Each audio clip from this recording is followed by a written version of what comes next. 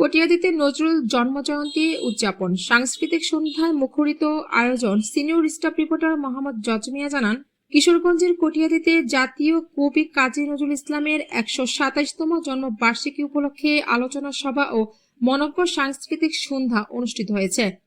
কটিয়াদী নজরুল একাডেমির আয়োজনে অনুষ্ঠিত এই অনুষ্ঠানে কবির জীবন, সাহিত্য ও অসাম্প্রদায়িক চেতনার বিভিন্ন দিক তুলে ধরা হয়। নজরুল একাডেমির সভাপতি শাহজাহানের সভাপতিত্বে এবং সহসভাপতি সাজিদুল ইসলাম সেলিম মাস্টারের সঞ্চালনায় অনুষ্ঠানে প্রধান অতিথি হিসেবে উপস্থিত ছিলেন কিশোরগঞ্জ ২ আসনের সংসদ সদস্য অ্যাডভোকেট জালাল উদ্দিন। অনুষ্ঠানের শুরুতে স্বাগত বক্তব্য রাখেন নজরুল একাডেমির সাধারণ সম্পাদক আব্দুর রউফ খোকন।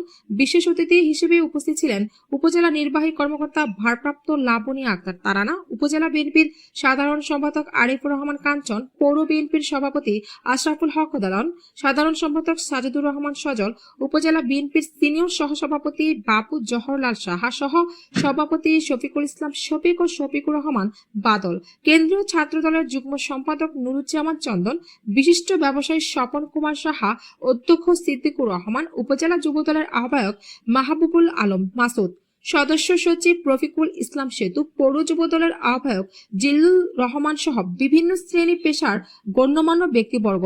আলোচনা শেষে জাতীয় কবির স্মৃতির প্রতি গভীর শ্রদ্ধা জানিয়ে সাংস্কৃতিক পরিবেশনার মধ্য দিয়ে অনুষ্ঠান শেষ হয়।